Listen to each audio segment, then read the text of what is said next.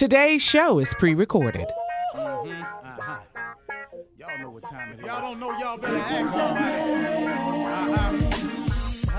Hat on, suit on, looking like the Dapper Dawn, giving them all dressed like $1 million, diamond things in its cuffs. Y'all tell me who could it be but Steve Harvey? Yeah, listening to me. Put your hands together for Steve Harvey. Put your hands together.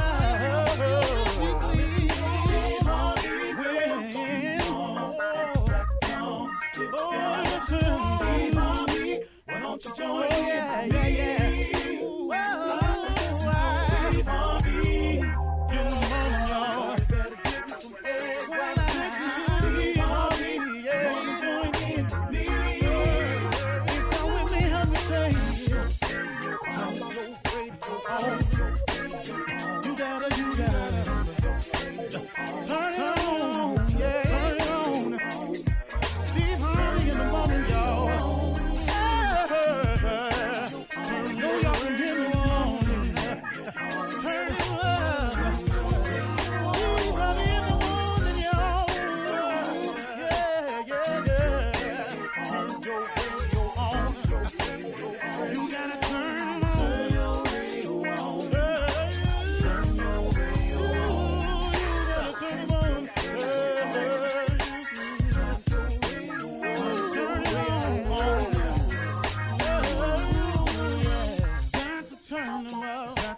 Steve Harvey got to turn them out. Got to turn them out. Steve Harvey turn them on in the morning, y'all.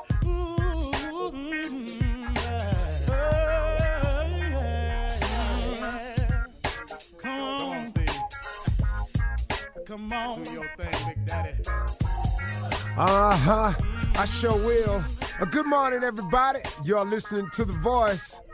Come on, dig me now. One and only Steve Harvey got a radio show. You know, I think I ought to explain something to y'all. You know, when I wake up in the morning and I say, dig me now, what I'm asking you to do is it's old school, you know, man. And, you know, you see old people say, I dig, you know, da-da-da. Never stop saying it. I'm sorry. But dig me now is just, I want you to really feel me. I want you to understand what I'm saying, because really, this morning inspiration is all given in the spirit of sharing and love. It ain't about to expose me in any way. That's not the purpose of it. But I found that in my morning inspiration, that it's best that I use some things about myself. Because, I mean, what better example can I use? Because I know me. I know what's happened to me. I know exactly how I felt all along the way concerning almost everything, every aspect of my life. I now fully do really understand why God had my life spin the way it spun. And here's a part that I want to give to you this morning, that first of all, whatever position you find yourself in today, we kind of come to one realization, that we got ourselves there. We put ourselves there by a series of thoughts and actions. Thoughts turn into things. That's very important to know. So let's look at both sides of it. For people who think negative thoughts, it turns into negative things. And the direct opposite is true for those who think positive thoughts. It turns into positive things. That's the deal. It's as simple as that, folks. I cannot break it down any cleaner. I cannot make it any clearer. Thoughts become things. So the one glaring question for all of us always is, on a daily basis, what are you thinking? What are your thoughts? What are you thinking? What are your thoughts? Because I can assure you, and it's not by a promise of mine. This is not a theory that Steve Harvey then came up with. This is a fact of life. This is biblical. This is spiritual. This is written. This is philosophical. This is the law of the universe. However you need to drink this medicine to get it down and feel what I'm saying to you, this is just the way it is. Now, and here the cold part, folks. It don't matter if you believe me or not. It does not matter if you have never been explained this or not. And it does not matter if you think it works in your life or not. It don't matter. Listen to me. It is the way it is. It is a scriptural. It is a spiritual. It is philosophical.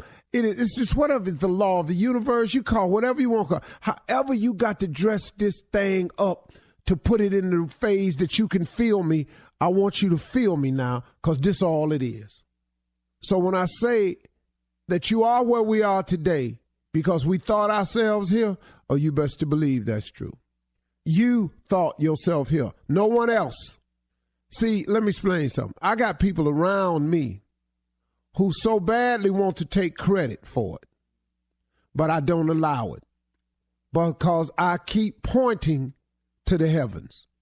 I keep pointing and trying to say it out loud as many times as I can without being so offensive, that my life is by design, by grace and mercy, by blessings from God. My life is because God has seen it to be so. Oh, but I got plenty of people around me want credit for it and want you to not give credit to God and give it to them. I got that. But I understand that. See, I understand what that is. That's a person whose design is to get the credit.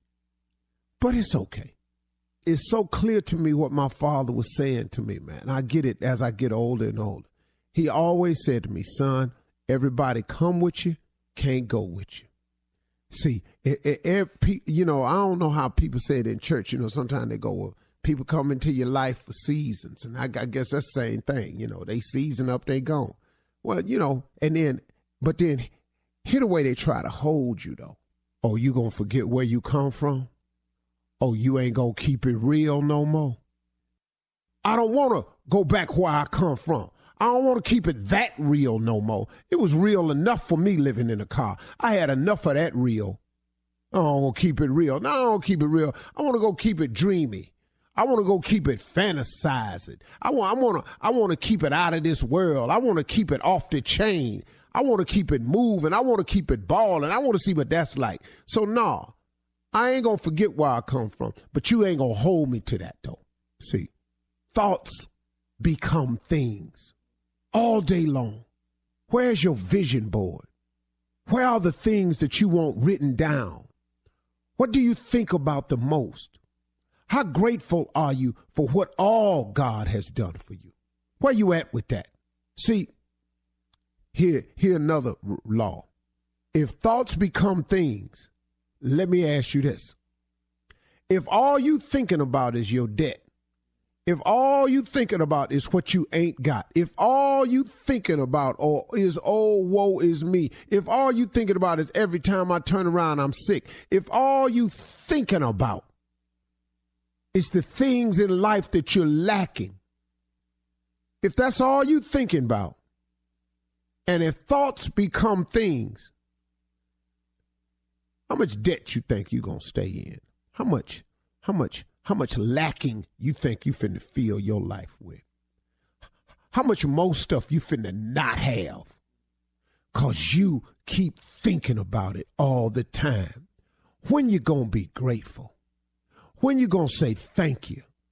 When it's gonna come out your mouth, man, that I may not be where I want to be, but I sure am grateful for what you've given me so far, for the things I have today, because I don't have to have these things. You know what that does? That then opens up room for more stuff to come your way to be grateful for.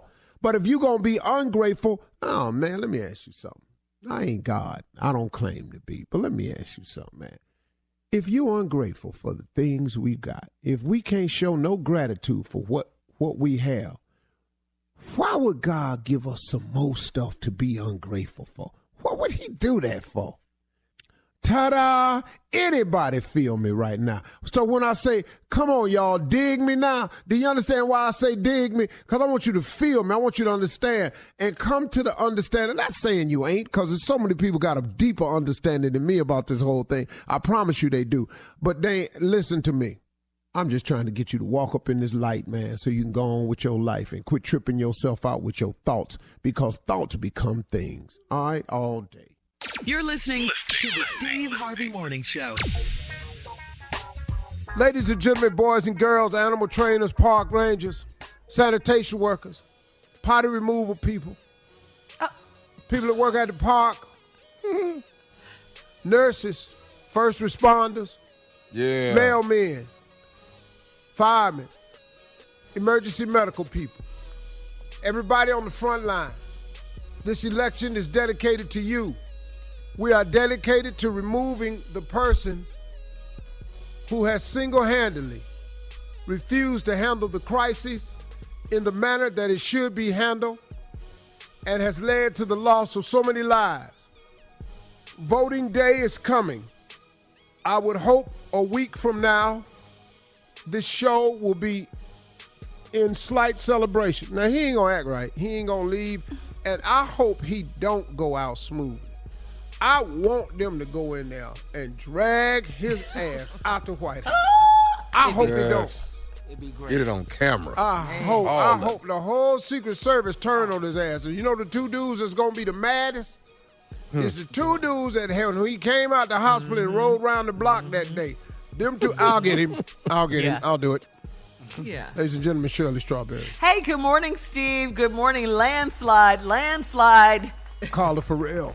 That's right. Let's go. Let's vote. Good morning, crew. Hey, Junior. Can we call this election by 7:30 p.m., please? Ladies and gentlemen, Next Nephew week. Thomas. Landslide. The morning after that, I will be here, all of us, and we're going to be celebrating. We're going to be naked. No. He said naked. Hell yeah. Oh, Yeah, you ain't get the memo? Yeah, I might do that. Yeah, I don't know him to do nothing ignorant, he say, but I might, if Trump lose, I might come on in here naked on Zoom. That's the best way, Carla, for us to tell him to kiss our ass. Now, Tommy, if you come in naked, you going to be on Zoom? Yeah. Okay. What? If I come in here naked, I can't be on Zoom. That'll be too much. On WhatsApp or something. Yeah, you can't Zoom this. You can't Zoom me, boy. No. Woo! The gallery view, the speaker view. In the words of the late, great Bernie Mac, this whole room will get dark.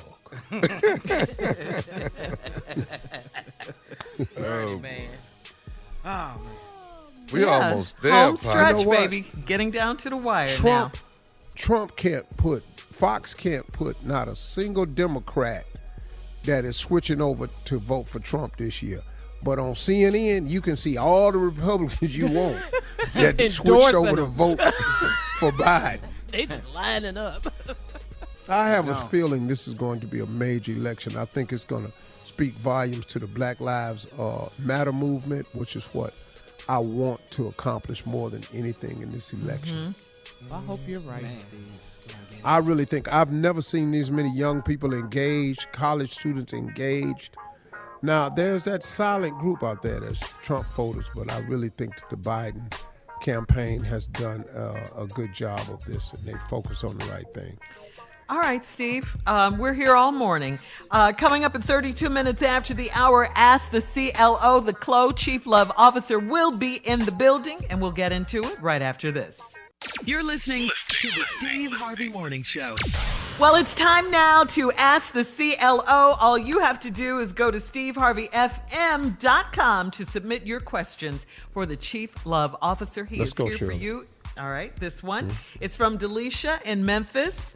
Delisha says, I'm a 27-year-old female and my boyfriend is 29. He's a police officer. We've been together for a year and we moved in together because we plan to get married. We have a great relationship and the sex is bomb, but there's one problem. He likes to role play in the bedroom by having me put handcuffs on him and taking the lead, even using his nightstick to gently tap him on his butt. This is creepy to me, and I don't always want to be the aggressor. He's asked me to go along with it because he says it heightens the experience for him. Is this normal or weird to you? Well, if you don't like it, here's my suggestion. He wants to heighten the experience, then just go on and over-heighten it.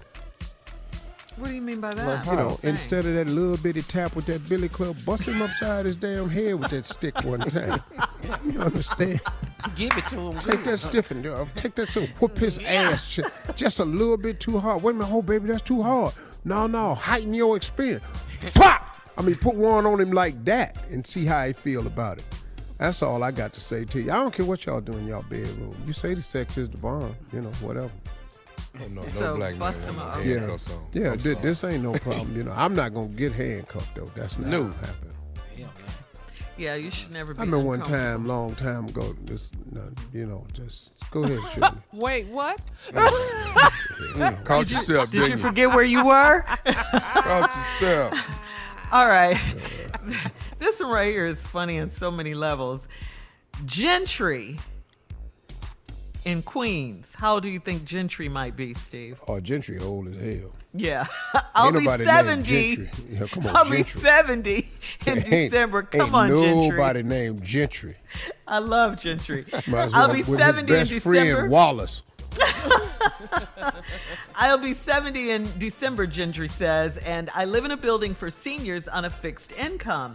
My girlfriend is 68, and we've been together 7 months. My building does not allow overnight company, so we have to sneak around when she stays over. My neighbors always report us, though, because my girlfriend is very loud in the bedroom. I try to keep her quiet, but she likes to swear and darn near yodel when it gets good to her. I love everything about this. I've gotten 6 warnings from my landlord already. She lives with her daughter, so we can't stay there, and I can't always afford a hotel room. So what should we do? Help Gentry out. Hey, man, CLO. hey. Y'all too damn old for somebody to be telling y'all can't have company. Now, damn it, I don't know what kind of building this is, but you're 70 and she yodels. I think I ought to be inspiring for all them jealous, player-hating ass people in the building. They ain't got nobody visit them. See, Gentry, you a product of hate. That's all this is, brother. Keep on bringing out that yodeling. Keep on. just have them in that yodeling. I don't know how you can do it because you definitely can't put a pillow on nobody's mouth because that ain't gonna go good at this age. No. So just go on and handle your business. Y'all might have to move to another building that allows overnight company, but I can't understand how you can't have overnight company and then them haters is always telling on y'all. Or Gentry, you could go down there and whoop Bartholomew's ass because he the one calling in. Because he ain't had no company since 79. And he probably, he hating. Yeah, hell yeah, he hating. You might go there and knock on some doors. Talk to Bartholomew, talk to Miss Gwendolyn, ask Barbara and them how she feel about it, and then talk to Otis. Ask them if it's all right for him to be making loud noises and having sex in there. And Lonnie. Talk to Lonnie. Yeah, talk to Lonnie. And then talk to Miss Carla. Mm-hmm. And then see if you can't get some, All right, Gentry. Kirk in South Philly says, I've been dating a 42-year-old woman and I'm only 30. I show her that I'm all man and I can take care of her, but she likes to take the lead and talk down to me at times. We've been together 2 years and she wants to get married, and so do I. But things haven't been good lately. They haven't been going good lately. My parents don't really like her because of her strong personality, and my mom says I can do better. I don't want to waste any more time with her if she's not willing to change her ways. How can I get her to fall back a little? She not, dog. And when you get married, she gonna step up even more. Nothing changes after you get married. Except the appearance of your left hand third finger. That's all that changes. If she trouble now, dog, it's gonna be trouble later on. She ain't finna bag down. She's not a bag down type person. You finna marry an alpha dog, and you gotta get ready. You can't roll up newspaper and whoop an alpha dog ass. I'm not, and I'm speaking just like as an analogy, not in a physical sense, actually. We understand. I'm just using it as an analogy. Yeah. So nobody Steve told me roll up a newspaper and whoop her ass. No, I didn't. That's not what I said. I'm just talking to him. You gonna have trouble if you marry her because she is that way. Now, I don't like using words sound chauvinistic. She bossy. She more than bossy. She's something else. Yeah. Yeah, and if you don't like the way she is, you're going to have to move on because that's who she is. Yeah, you can't change her. You can't change her. Yeah, and your mama might be right. And she knows she's 12 years older than you. That's why she talking to you half crazy sometimes, too. Look, boy, where's your pajamas?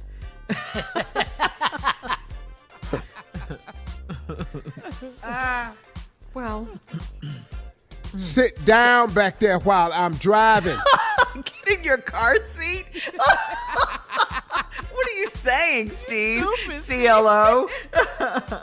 Kiss me while I'm driving. Play on your phone. Damn. Holy. But would you say that if it were reversed? If the man was 12 years older than the woman? Say that because women mature faster exactly, than men oftentimes. Exactly. So what are you saying? Flo? They need to bust it up. Oh, come on, man. This ain't gonna get better for you. She wants to get married and you do too. You want to marry you want to marry that? Boy, you lost your rabbit ass mind. All right, coming up next, Nephew Tommy is here with Run That Prank Back right after this. You're listening to the Steve Harvey Morning Show.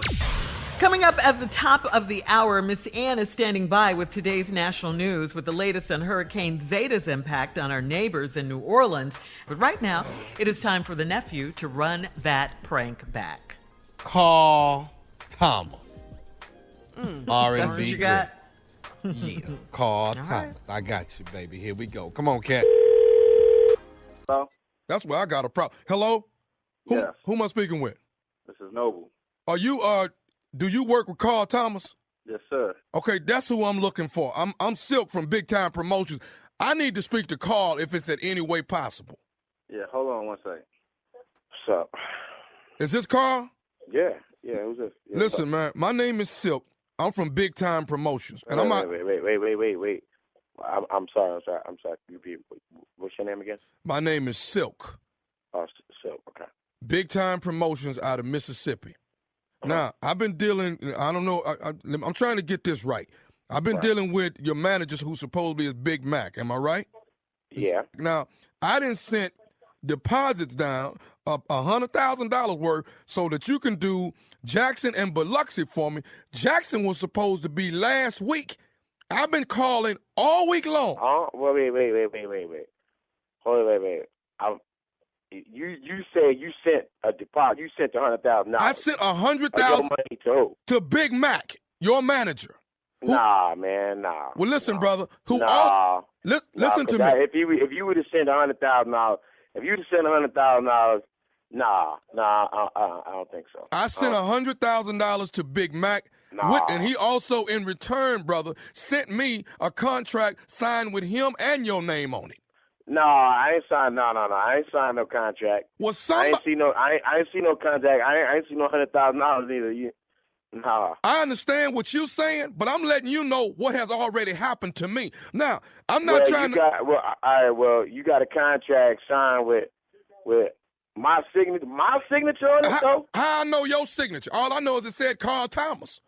It had your name and your manager's name on it. I'm trying to tell you that I didn't sign no contract. Let me say this. All Silk trying to say, though, what Silk trying to say is this right here, is that Silk is going to get his money back. That's for one thing. Now, what I don't want to do is we can handle this like men or we can handle this like gangsters. It don't make me no difference. Wait. Hold on, partner. Hold up. Now you do gangster. Now, who are you threatening me? All I know is I need your in Mississippi tomorrow. Hold up, dog. First of all, I don't know who you think this is. I don't know what you think this is, but you ain't gonna call me up out the blue. I don't know talking about. You send me $100,000. I don't know what you're talking about. I don't know who you are. I don't know what you're talking about. But we can get into it, partner. If you want to get down like that, we can get down like that. I'm gonna tell you right now. You know exactly where I'm coming from. I'm sick and tired of trying to get all these R&B singers trying to get played. You know what I mean? Hey, let me tell you something. This is Silk from Mississippi. I need your down. You think it's R&B? Let me tell you something, man. Don't make me leave your in two pieces. Is that what you think? Don't make me leave you in two pieces. I want my money back. You and your manager got my money. All right, I see it right now. All right, okay. All right, okay. Silk or whatever your name. I'm telling you. Dog, I'm telling you. Silk from Mississippi. Stepping in mud, cuz. You stepping in mud, cuz. I'm telling you right now, dog. You think it's R&B, don't you? Let me tell you something, Carl Thomas. Thomas. Carl Thomas, let me tell you. Say Riverman Blues. Riverman Blues. Say it. All you pretty boys is the same. You're going to make me whoop your about my money. Okay, all right. I see exactly where you're going, partner. Well, see me in the street. You know exactly where I am. You know where I rest that. Come on. I live in New Jersey. Everybody know it. Come on, man. You know exactly what it is, Playboy. It don't take nothing for me to fire up my truck and roll to New Jersey. It don't take nothing for me to roll to New Jersey if that's what you're looking for. Now, I want your in Mississippi tomorrow. Hello? Who is this? It's Noble. Ain't you the little right-hand man? You the one I've been calling all damn week and you ain't gave him the phone to let me speak to him. We was busy. What the hell you mean busy? Y'all got my money. I got $100,000 tied up in this. I don't know what you're talking about, B. Hold on. I don't know who you think you're talking to. I don't know who you think you calling up out the blue. How do you even get this number? Let me say this to you, Carl. How do you even get this number, Playboy? I'm telling you, man. I'm telling you, you got all the marks. You got all the marks. There's holes in your style, Playboy. There's holes in your style. Can I say something right now? You got holes in your style. Listen to me. I'm telling you, only soft, anonymously called. You soft, Playboy. You soft. Let me say this to you, man. Are you listening? Soft. Are you listening? I'm listening to you, man. I'm listening to you, but you soft. I'm telling you right now. I'm telling you, soft. Let me say this, Carl Thomas. This is Nephew Tommy from the Steve Harvey Morning Show. You just got pranked by your boy Mike B.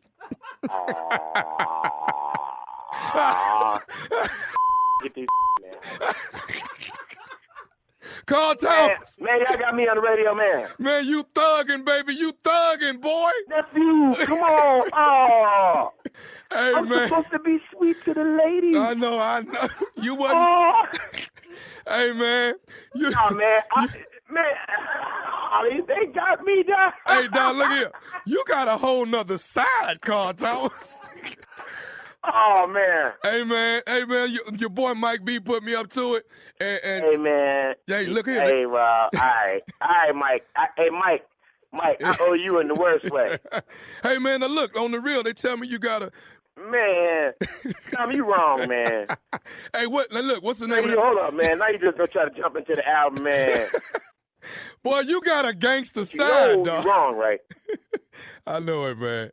That's all right, man. It's all right. We're gonna straighten it out in church. Now listen, tell me this: what's the baddest radio show in the world, Carl Thomas? Oh man, you know it's Steve Harvey Morning Show featuring the Nephew Tommy, who really in the bag right now. You got me, man. Y'all wrong. See how I did that, Junior? Yeah. See how I did it? Yeah, dog. Yeah. Okay. So now, what do you want for that, man? Praise? What you need today? Is that a question? Let me see what I want. Yeah, because this is every day. So I just Junior was singing Carl Thomas yesterday on the gram. Yeah, on the gram? Yeah, dog. See what I'm saying? Summer Rain. Song had came on the radio. I just got into it, dog. See, that's what you call apropos. Yeah, that was apropos. What? What? I'm broadening my vocabulary. That was you need to broaden it the other way. Bring it back in a little bit, because I don't think that's where that fit. No. That's apropos, ain't it? Yeah. Okay. You work on that, Tommy. So Alfred's Poe?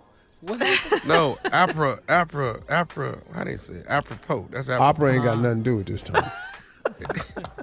And now let's just go, Thank you, Nephew. Break that down. Opera is not for poor people. Coming up at the top of the hour, entertainment and national news right after this. You're listening to the Steve Harvey Morning Show. In today's entertainment news, Tamar Braxton is speaking out following her attempted suicide back in July. Tamar revealed on the Tamron Hall show that she has contemplated suicide more than once. Take a listen. You'd been summoned back to work. You were not planning on going back. Were you at home at the time? Yeah. Did you take pills? It's so hard to say, Tamron, because I feel like there's a responsibility for, I call them family, my fans who watch.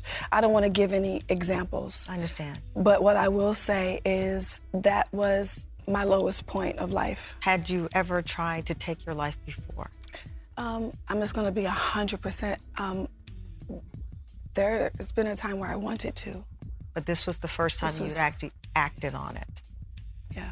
Have you since tried to take your own life? No. It's been a lot of dark, hard times. Have you been diagnosed with depression? Yes, I was diagnosed with depression and anxiety due to a circumstance. Are you medicating yourself? No, I'm not medicated. But I am in counseling every single day. Wow. Wow, we pray for you, Tamar. Yeah. I mean, seriously, yeah.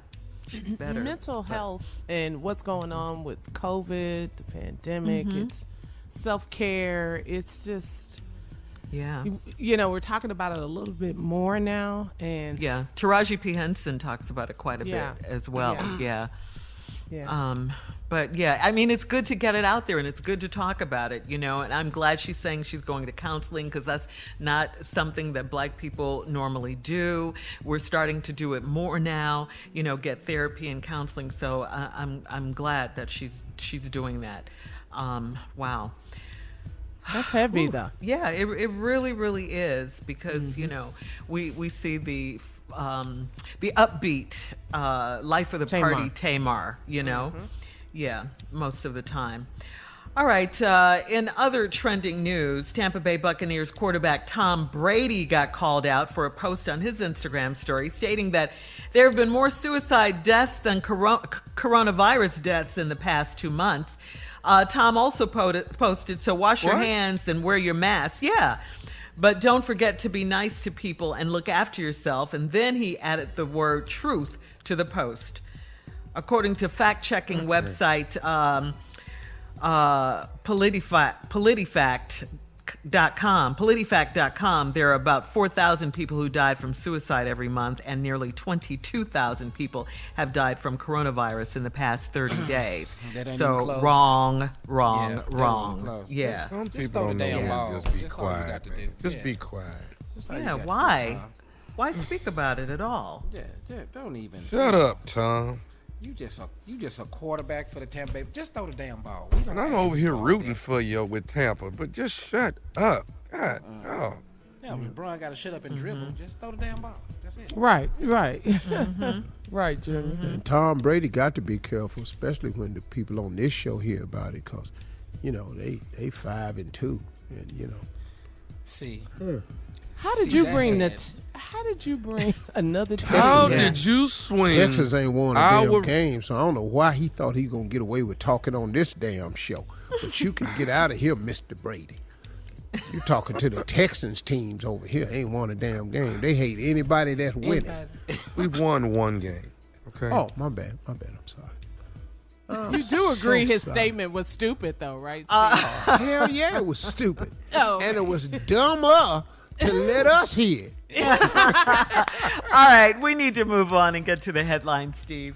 Ladies and gentlemen, Miss Ann Tripp. Thank you very much, everybody. This is Ann Tripp with the news. Okay, Hurricane Zeta actually slammed into Louisiana this morning, killing at least 2 people already and leaving about 1 million households and businesses in the dark in Louisiana, Alabama, and Mississippi. Is roaring now into Georgia.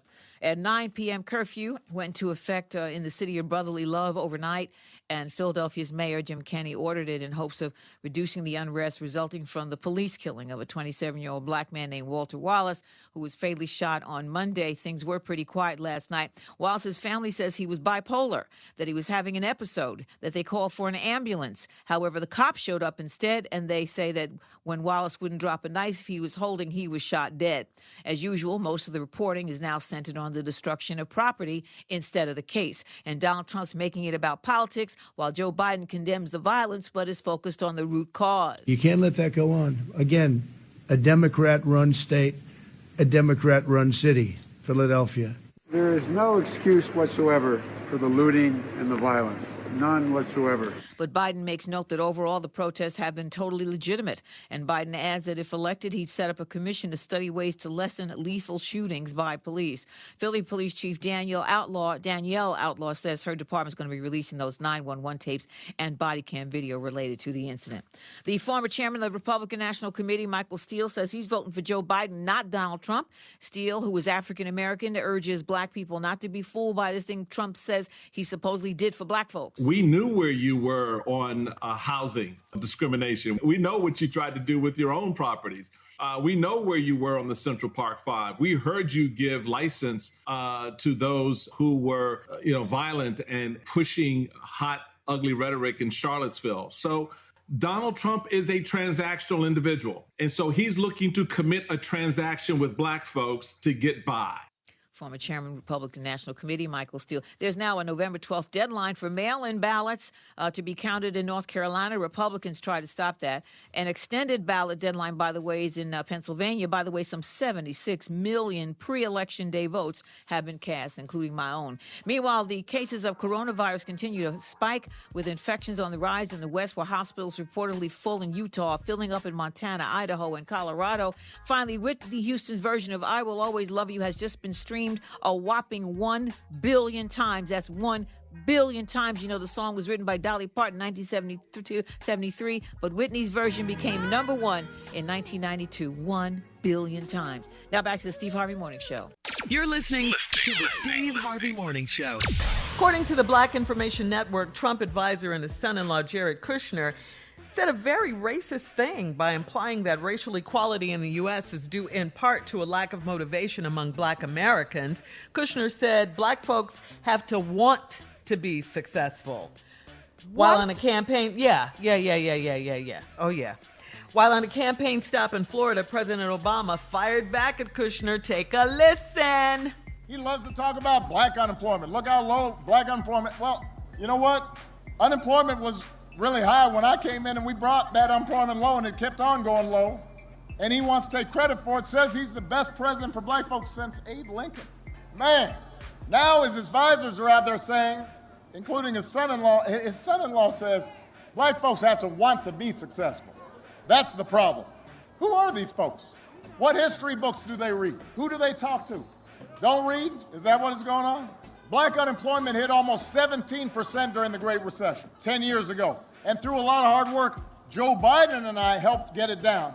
And it kept on going down. Not because Trump did anything. And then this year, because they've screwed up the pandemic response, it soared back up to above 17% here in Florida. But it doesn't have to be that way, Florida, if you go out and vote. Yes, sir. That's who I'm talking about. But that's how you speak. But you know, man, this dude, Kushner, makes a statement like that. I don't give a damn what his name is. Raggedy-ass racist. You think that if you say black Americans have to want to be successful, I personally do not know a single black person, and I know a bunch, that don't want to be successful or happy, that ain't all in trying to accomplish those two things in life. As a matter of fact, in my entire life of 63 years of living, I can count the people on one hand that I know who wasn't trying to become successful. How dare you say lack of motivation? So let me ask you a question. Kushner, whatever your name is.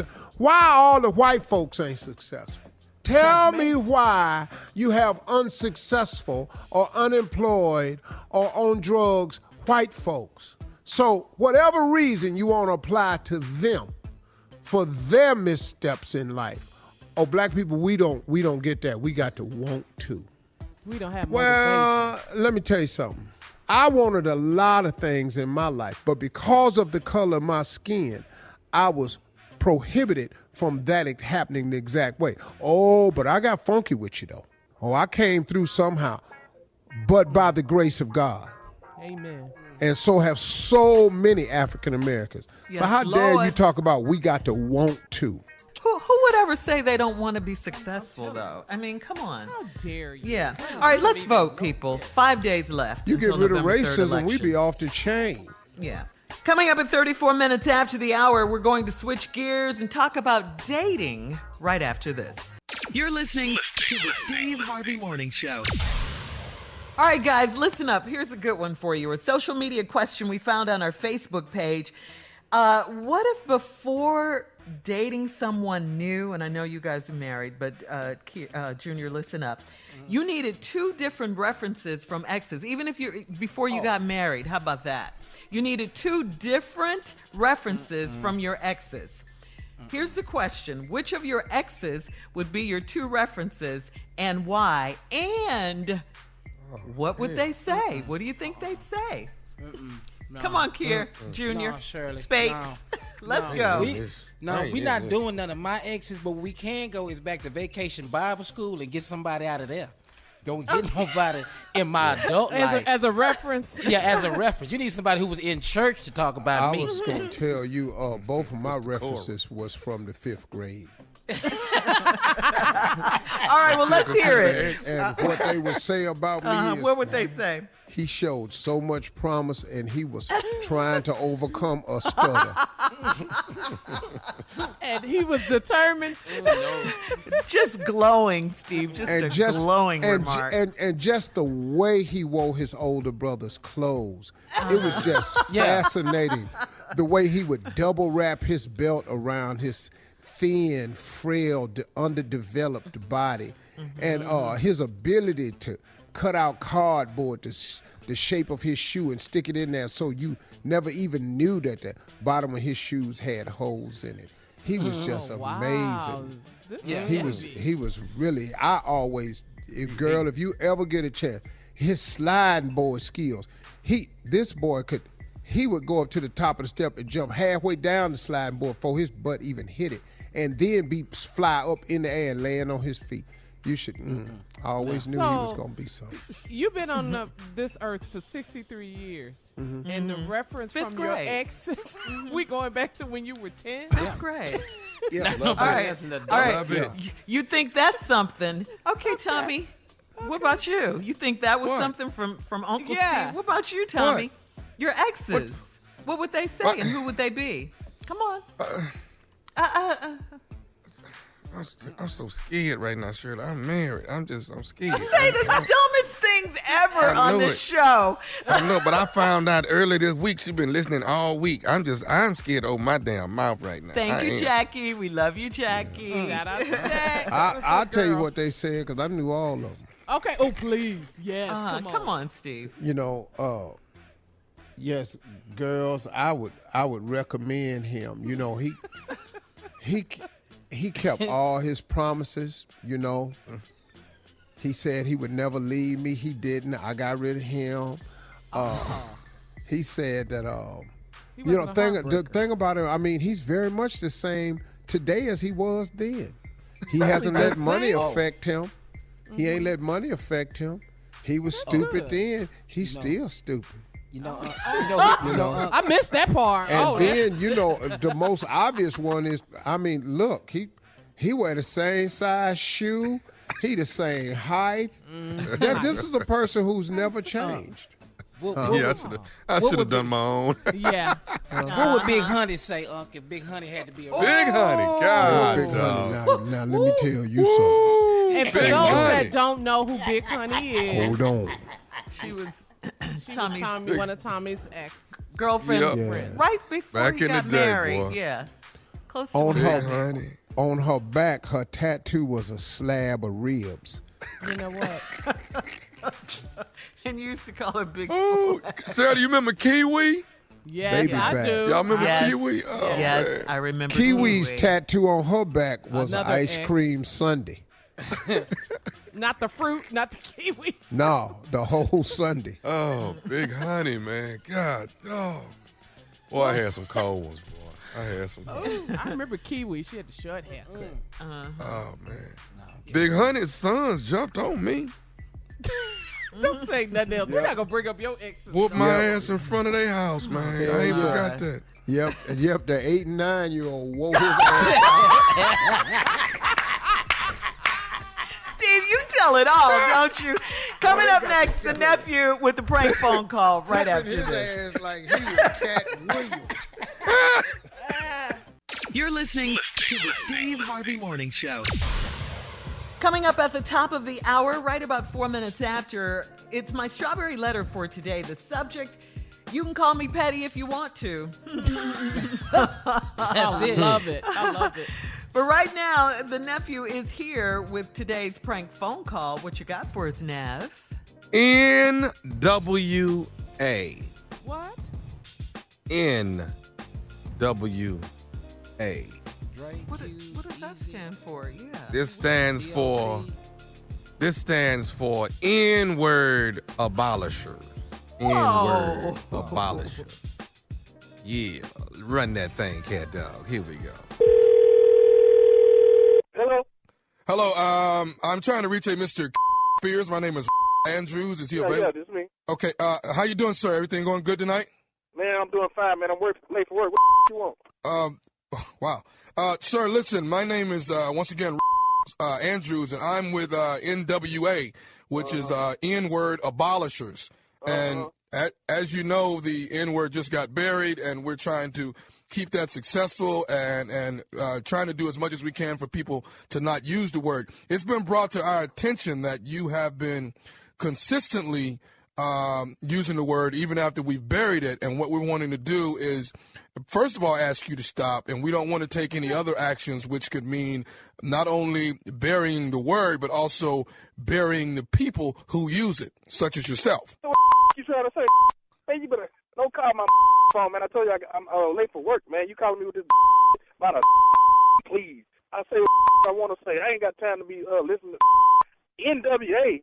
Y'all need to go listen to a rap record or something. I'm calling my phone. Sir, I got to do. I'm busy, man. Sir, I understand that, sir. We're just asking you, sir, could you possibly not use the N-word? You're asking the wrong. Go ahead, somebody else. Call somebody else and bother them with this. I say, call me with this. Wrong with you, crazy NWA. I ain't never heard of y'all. Sir, do you? What? We just. I know it's a. I know it's a process, sir, but we're asking you that if you could just possibly, just quit using the word. Man, you. I'll use whatever the hell I want. I don't know you. You don't know me. What the hell you? How you know I use the word anyway? Huh? Sir, could you please not call me that? Okay. You. How about that? I said don't call me that. Now don't get me bent out of shape about it. All right? You sound like a stupid. I got your upset, huh? I told you I got to do, man. I ain't got time to play on the phone with you. I'm trying to make sure that here in this country from now on, the word is not used anymore. And for you to do this, for you to continue to go against the grain, we got to put a stop to it. I don't have a problem. The grain type of. That's who I am. I'm a go against the grain type of. I don't have a problem burying you along with the word. Burying me? Oh, look, there, you talking crazy now, boy. Bury me. I'm going to bury your bury a hatchet in your back. How about that? You don't like that, do you? NWA. With attitudes, that's what you should call yourself. It's not. It's NWA. It's N-Word Abolishers. With attitudes, stupid. I don't know who made up with apologies. What the spell apologist? Apologist. You stupid. Don't call my phone. It's in. Look, you're going to talk to me with some respect. Talk to me with some respect, sir. You don't get no respect from me, because you call my phone, stupid boy. You call me, I don't even know how you got my number. I was spending this much time talking to you, stupid. You sound like a dumb calling somebody's phone. Go call 911 and get you some help. Dumb. Don't get your whooped here. Oh, well, I'm right here. I ain't moving. I live right here at 1301 Lane. Come see me. Look it up if you can't find it. Get your GPS right here. Can I tell you another thing? You can tell me whatever the you want to tell me. This is Nephew Tommy from the Steve Harvey Morning Show. You just got pranked by your brother Marcus Spears. Man, you are crazy, dog. You crazy for crazy. Y'all are crazy. Oh, excuse me. Y'all are crazy, man. I ain't gonna. Hey, man. I think this was true. Hey, look at here. Your brother Marcus told us, he said, I bet him $500 he was going to use the N-word before the month was up. Dog, I believe. It's hard, man. Y'all can't just, throw this on a like this here, man. Excuse me. But you can't just throw this up on me, man. It take time. It's like stop smoking cigarettes. It take me 6-7 months just to get it out of my system. You know what I'm talking about? No, bro. No, your brother said, I promise you, my brother Calvin is the craziest person I know. He said he gonna go off as soon as you call it. I might be the craziest that he know, but y'all some of the craziest I ain't heard it on the radio. I tell you that. That's for damn sure, boy. Woo-wee, I ain't gonna forget this one. Hey, Calvin, do me a favor, man. What's up? Work. My bad, dog. What's up, man? Calvin, hold up. Work on the word, all right? Work on that. I'm gonna try, bro. I'm gonna try. I promise you. I'm gonna try. Do a fast. Try to fast for about 2 weeks without using it, all right? Oh, fast. Okay. Yeah, that sounds good. Well, let me ask you, what is this boy? What is the baddest radio show in the land? You got to be kidding. Don't ask me no stupid like that. It's the Steve Harvey Morning Show, man. I listen to you crazy. Stop. I listen to you crazy folks every morning. How about that? All right. Say from now on, you say folks and people and y'all. Try there it. You go. I got tears coming out my eyes. That's my favorite one. This dude right here, man. This is it. This is That's my new favorite. Oh my God. Oh my God. That boy right there was lit, man. He was. But when he found out at the end, oh, excuse me. Oh man. Hey, Y'all don't understand how many N-words got beeped out right there. Oh, man, we know. Oh, my God. No, dog, I know all exactly of where he put him. Oh, man. Boy, But even Tommy, at the end. But Tommy, he scared you with his suddenness. He was on 10. Off the top. Man. Oh, man, I ain't got time for this. Dog. Oh, man. That man, even at the end, he said, what's the baddest? What N-word? N-word, you already know. He called you stupid. How many times? At least 100. Stupid. At least you sound like a stupid. Stupid N-word. But you can't hear it, but he said, "Oh, you mad already, huh?" Yeah, man. Oh, you a stupid N. Yeah. And then start laughing at me though, man. Yeah. That's why you had to stop. Cause he said, don't don't you do this to me. Oh man, I'm gonna go against the grain type of N-word. But then I don't know if y'all could tell, he ran them back to back. The N-word, N-word, N-word, N-word, what? I missed that brother there, man. I got tears coming out my eyes. That boy kept saying, excuse me. At the end, he tried to get manners. Oh, excuse See, the cold thing is, I know two of him. Oh, you know, man. two guys like that. I know two of him and friends with both of them. Man. Ooh, that done made my day. Oh, that right there. That right there. You need. Everybody got one of them in their family though. Everybody got one. No, just go up to the barbershop. Oh man. Oh, they stay at the barbershop.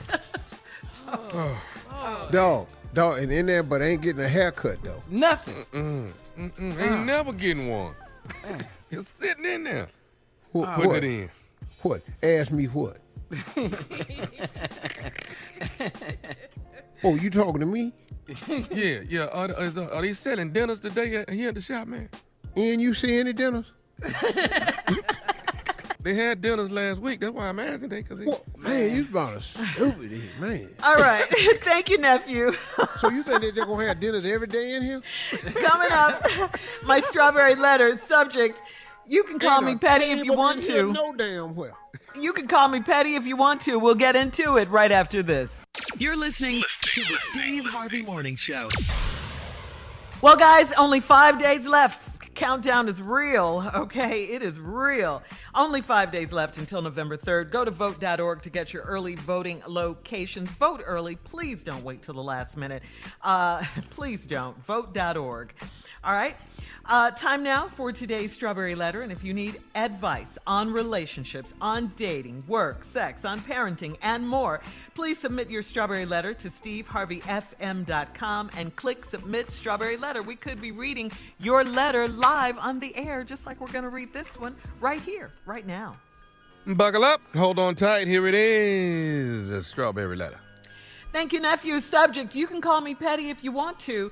Dear Steve and Shirley, I'm a 56-year-old woman with a lot of past trauma and family issues, so I've been single a long time.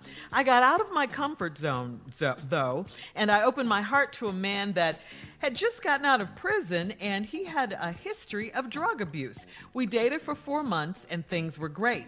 He was living with his brother, but he'd come over and cook for me and do yard work. We did a spiritual fast together. The sex was amazing, and we had the best conversations.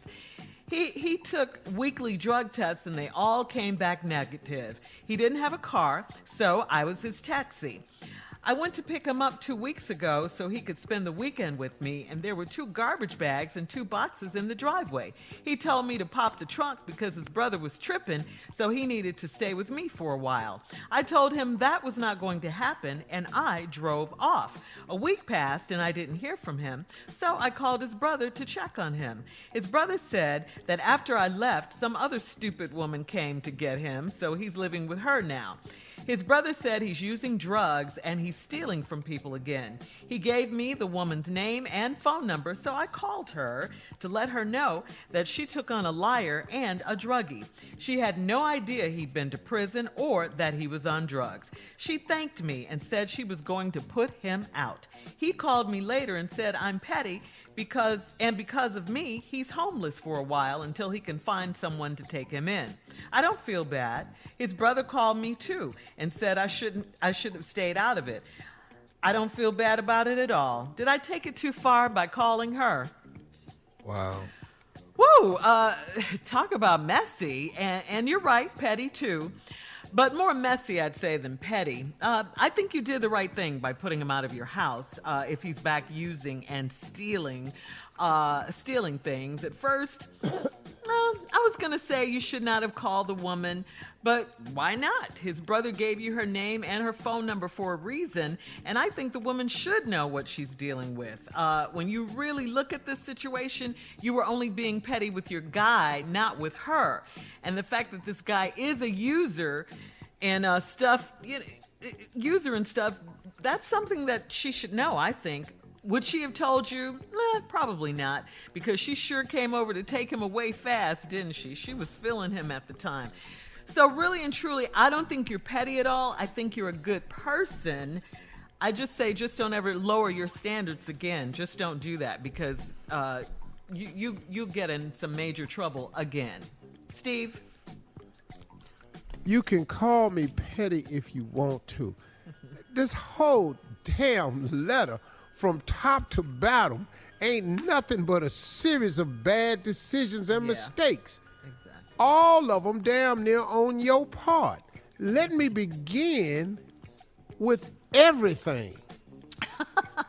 I'm a 56-year-old woman, a lot of past trauma and family issues. Still got them. So I've been single for a long time. You think? I got out of my comfort zone, though. When was you comfortable? Because right now, family issues, drama, single for a long time.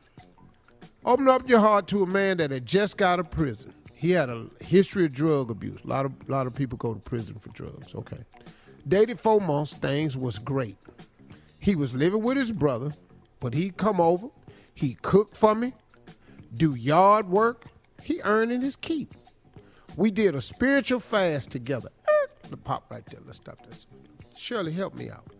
Yes. When people do spiritual fast, what is that? Well, a spiritual fast is, like when you don't eat and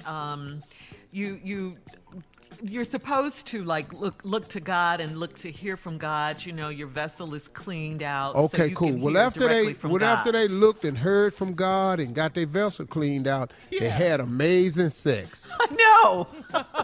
The sex was amazing right after this spiritual fast. Right. Now, I don't know why you're surprised that the sex was amazing. Hell, he been in prison. Everybody been in prison gonna have some amazing sex.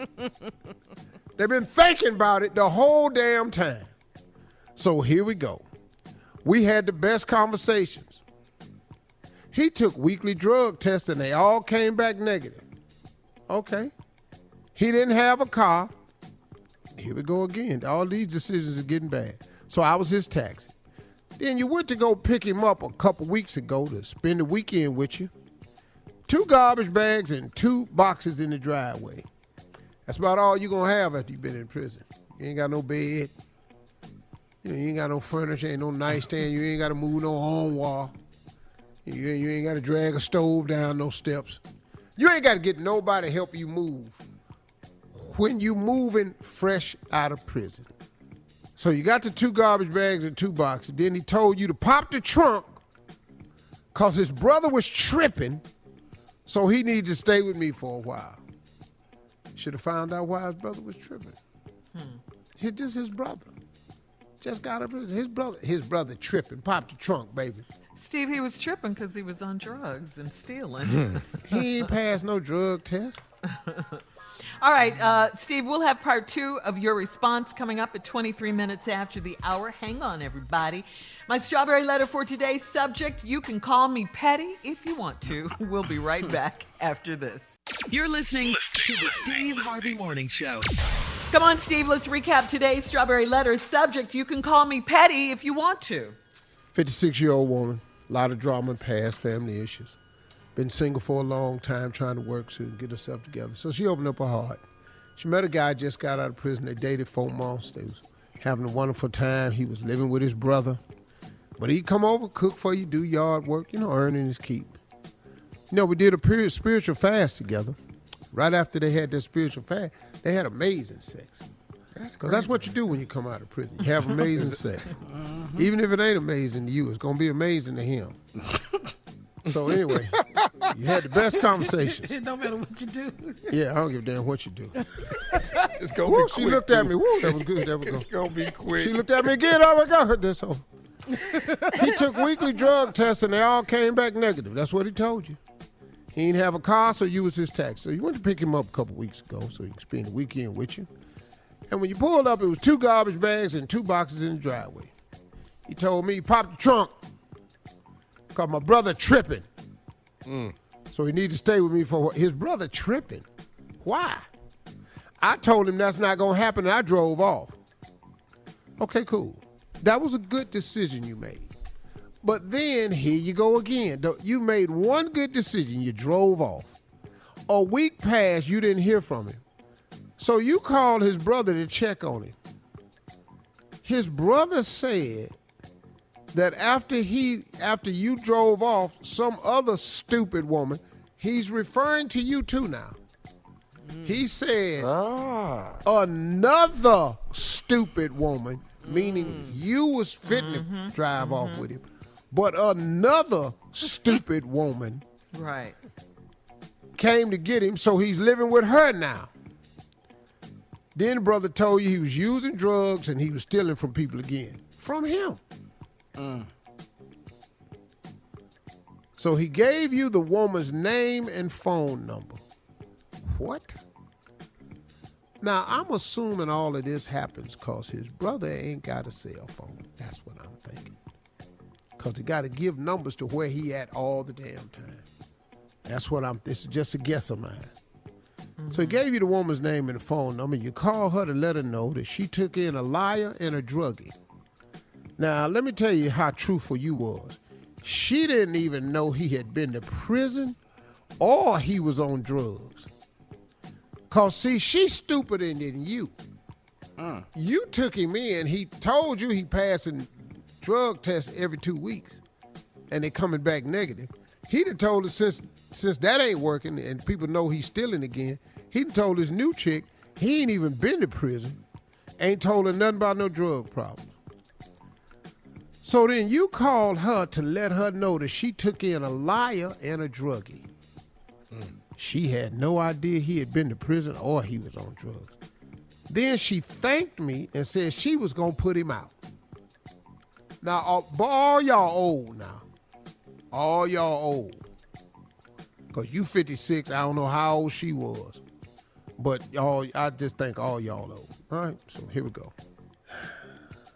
He called me and told you petty. Because of you, he homeless for a while. Wait a minute, hold up, dog. Wait. The reason you homeless is because she petty. Oh, it ain't got nothing to do with you ain't working? It ain't got nothing to do with that record won't let you get a job. It ain't got nothing to do with that. It ain't got nothing to do with you back to stealing and using drugs. No. You homeless cause she petty.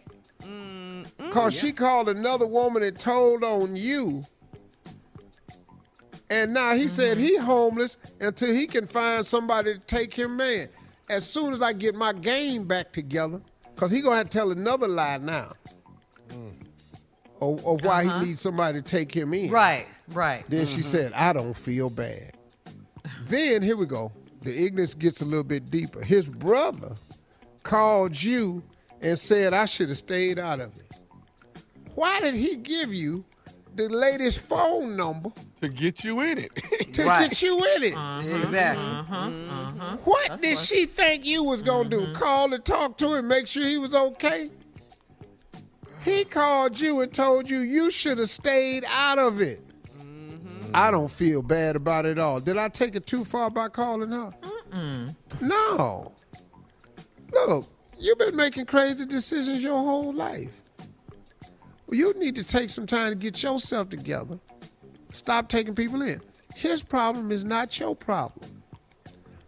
Now, what you need to do is get out of it now for sure. Apologize to the brother. Apologize to the lady. And go on about your life. Ask God to help you get your life together. And then he need to do the same thing. That's all I got to say about this letter. You know, look, drug use ain't funny. Brothers not being able to get on their feet coming out of prison, that ain't funny. It's hard. But damn, dog, he the one should have wrote the letter, not you. Yep. Thank you, Steve. Post your comments on today's Strawberry Letter at Steve Harvey FM on Instagram and Facebook, and check out the Strawberry Letter podcast on demand. Coming up at 46 minutes after the hour, but I am going to try that spiritual fast, though. Because what, Steve? Because right after that, it's going to be some amazing shit. Our girl from the talk is coming up, Sheryl Underwood, right after this. You're listening to the Steve Harvey Morning Show. Steve, please introduce our girl from the talk. You know who it is. Ladies and gentlemen, come on now. Stop messing around. Here she go. Sheryl Underwood. Thank you, Steve Harvey. That's right. We are down to the final lap, the final hour, the final inning, the final quarter. We can finish this on November the 3rd. Listen, everybody talking about, it's going to be contested. We're not going to the Supreme Court. This is what Trump and his people want to do. They want to go to the Supreme Court where they think they got it set up. But the people united will never be defeated. So what we gonna do, we gonna continue to vote. Am I right, brothers and sisters? Am I right? Amen. Yes, you are. Now we all, everybody on this show, either you gonna vote November the 3rd, or you gonna be like a lot of us. We've already voted. We dropped it off. You know, it's too late to put in the mailbox. We're not saying up against the postman, because we love our postman. You know what? I love my personally. I love my postman. I mean, not as much as I love Junior, but I love my postman because he bring me things that I need. Oh, bring me my government money every 15th. So I love the post office. I'm not against the post office. What I'm saying right now, because of what Trump people have done, you can't put it in the mailbox right now.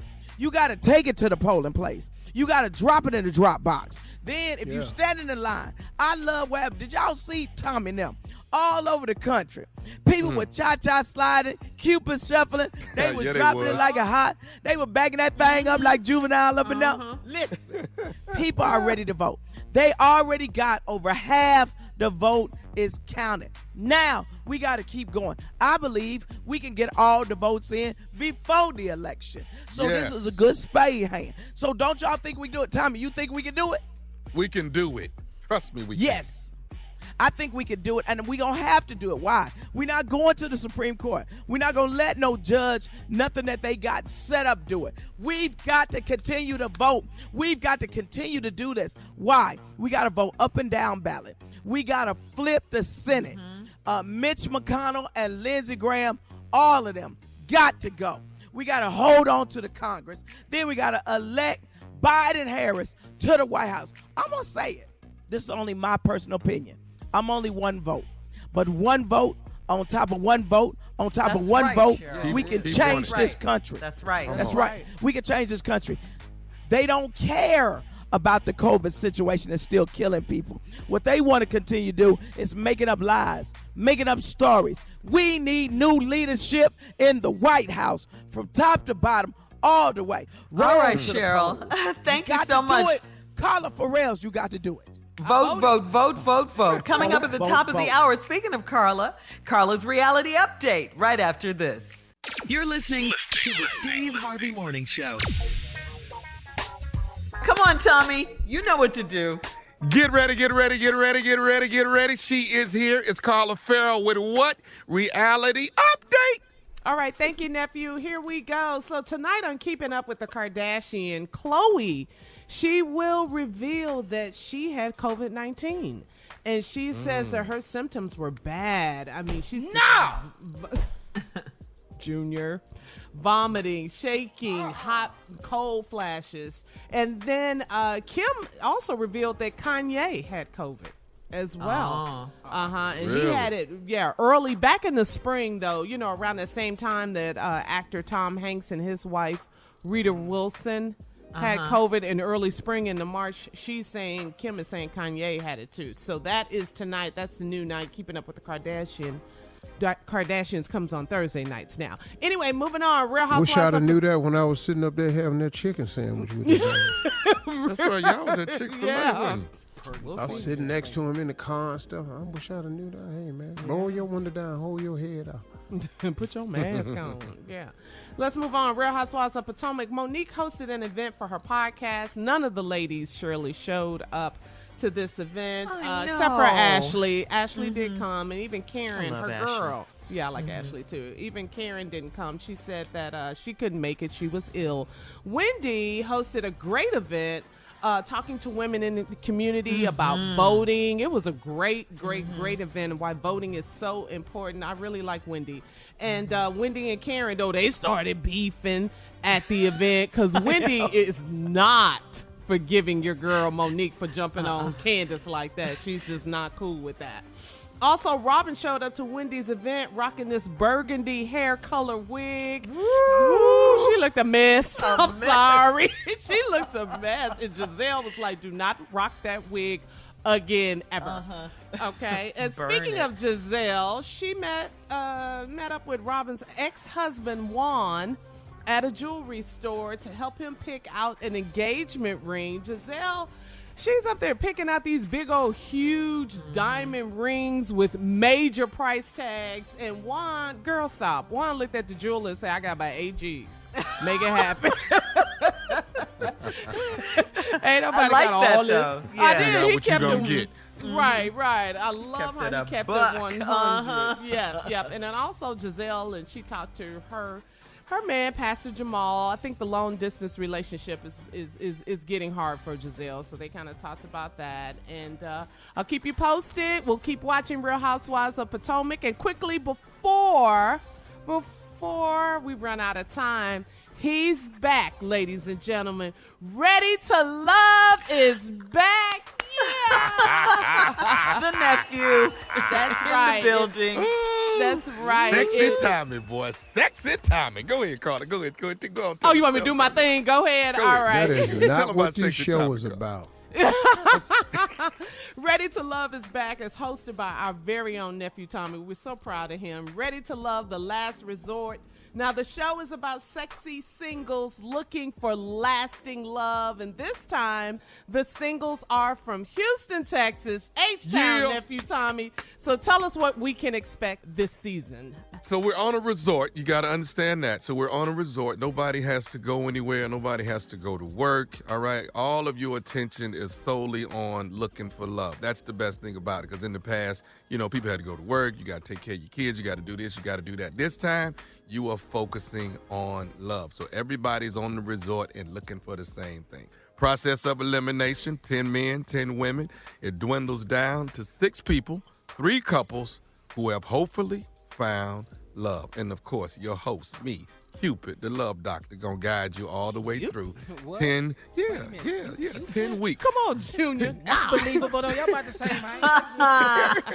You know the little thing with the diaper on it with the bow and arrow, with the little wings? Cupid, come Be in the on. air. Ready to Love, Last Resort on the OWN Network, Friday night, 9 Eastern, 8 Central, only on OWN. Don't miss it. All right, I love it. Get it in, nephew. Coming up, more of today's trending stories on the Steve Harvey Morning Show. We'll be back at 20 minutes after the hour, right after this. You're listening to the Steve Harvey Morning Show. Longtime former Trump insider Omarosa appeared on the British chat show Lorraine and suggested there may be some trouble in Trump's marriage. She said, quote, "It's a very strange marriage, and I'm very cautious to comment on the dynamics of people's marriages. You never know the inner workings, but I've known this couple since they were dating." Unquote. Omarosa's hot take: what I've observed over the last 17 years, she says, sometimes they like each other, and other times she's repulsed by him. Wow. No sugar honey iced tea, right? There you go, Sheriff. That works. Yeah. Guys, as we just saw on the debate last Thursday, remember that? Trump went to go and touch Melania's hand, and she kind of smacked it away or pulled it away. And then he kind of shoved her in the back a little bit. That's what it looked like He tried to push anyway. her ass down the step. His old ass. Embarrassing me like this. She been smacking his hand away for 4 years. Though, Yeah. From day one. Probably longer than that. Getting off Marine One, getting off Air Force One. She smacked that hand in a lot of countries. I know that. Junior, she don't even play at all. No.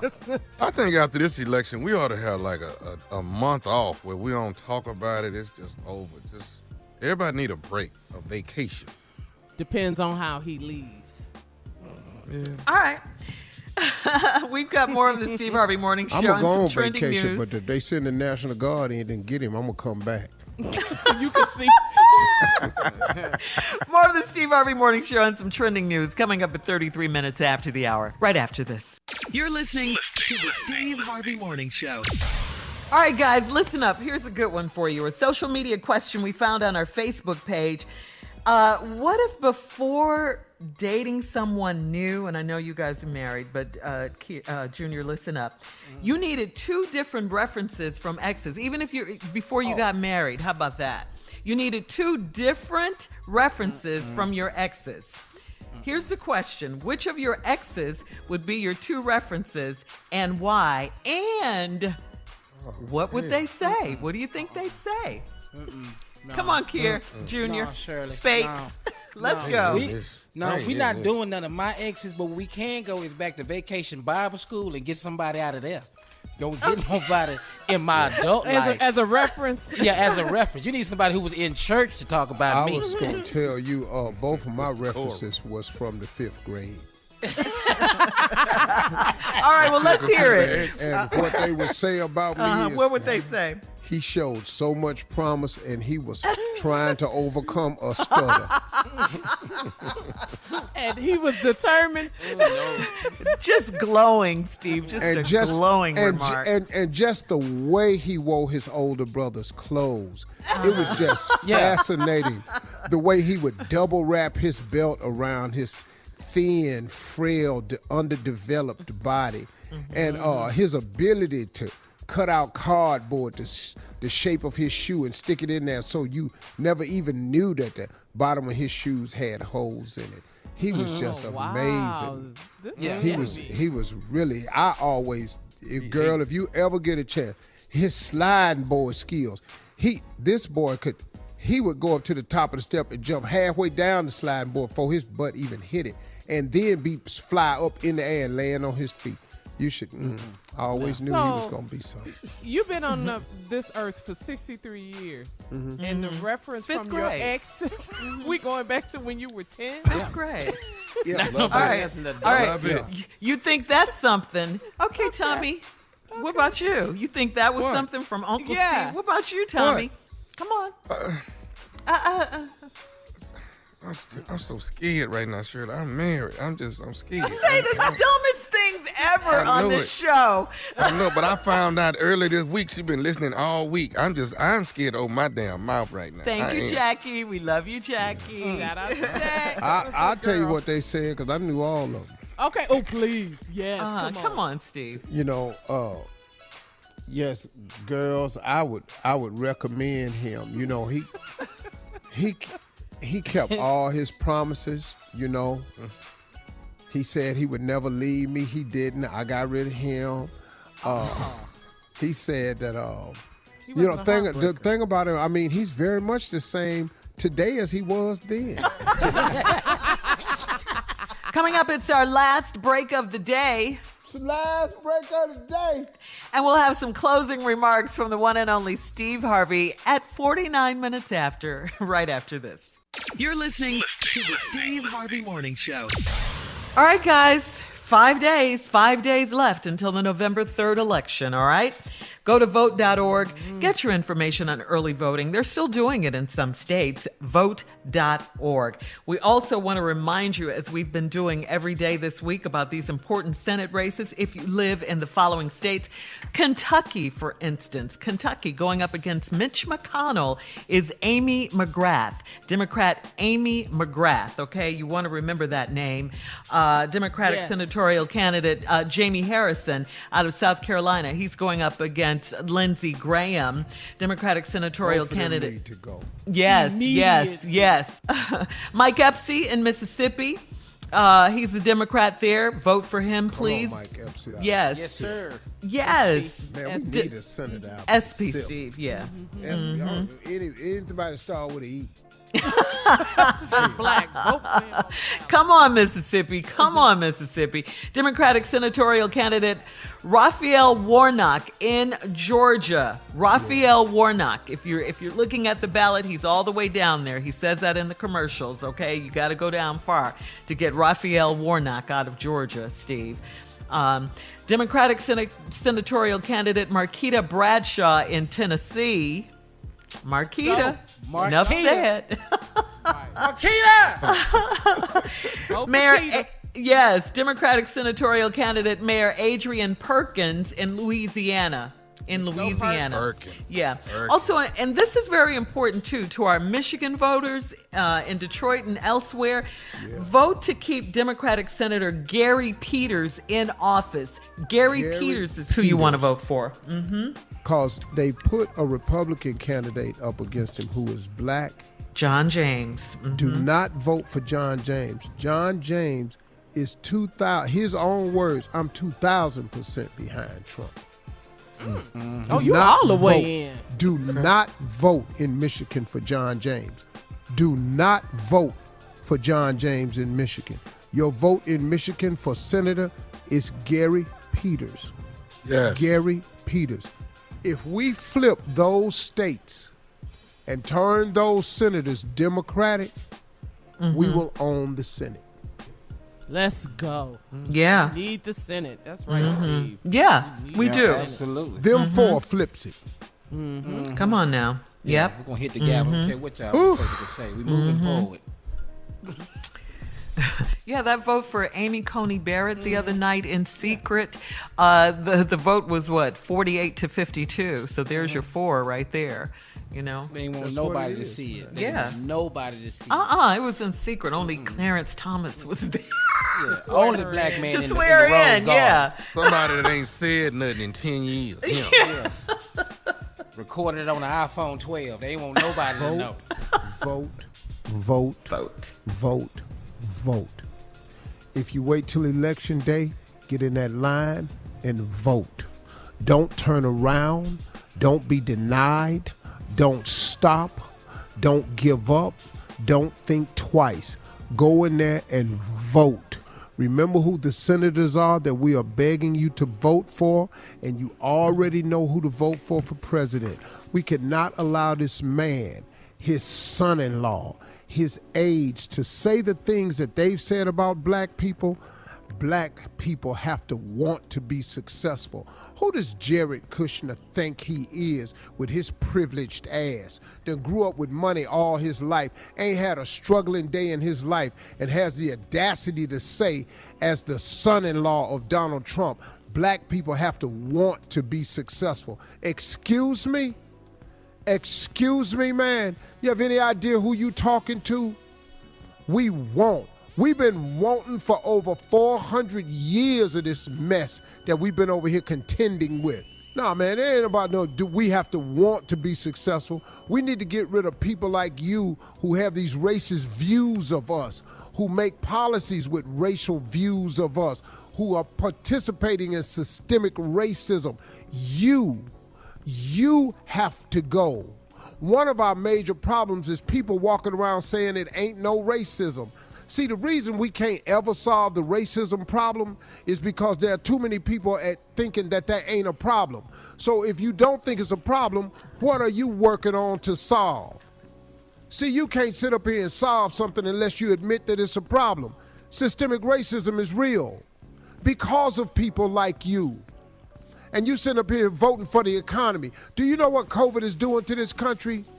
What about the 240,000 people who have died in the United States? What about the 7 million cases of COVID in the United States? Do you understand if we fix the economy and you ain't here to partake of it, what difference do it make? Tell all the people who have lost somebody to this horrible disease who had no choice in it, who wanted to be successful. You know how many black people have died with COVID who wanted to be successful? You know how many white people that have died from COVID who wanted to be successful? How many Latinos who have died from COVID who wanted to be successful? How many Asians who have died from COVID who wanted to be successful? And then you gonna turn around with your stupid ass and make another statement. Trump has taken over the COVID thing. He's taken it from the doctors. Yeah, he took it from the doctors. I'm glad you said that. He took it from the doctors to the point where now we are over 240,000 deaths in this country. He has no plan for it. Open up the economy, because that's all he care about is money. But if you're not here, if you sick in the economy, if you're left with the debilitating after results of having COVID, what good is the economy if your ass can't go to work no way? Man, miss me. You got to go. November 3rd, you out. And we're going to show up in big numbers. You don't think Black Lives Matter, but they're going to matter to you after this election. Because when they count them votes, you're going to go, damn, they really do matter.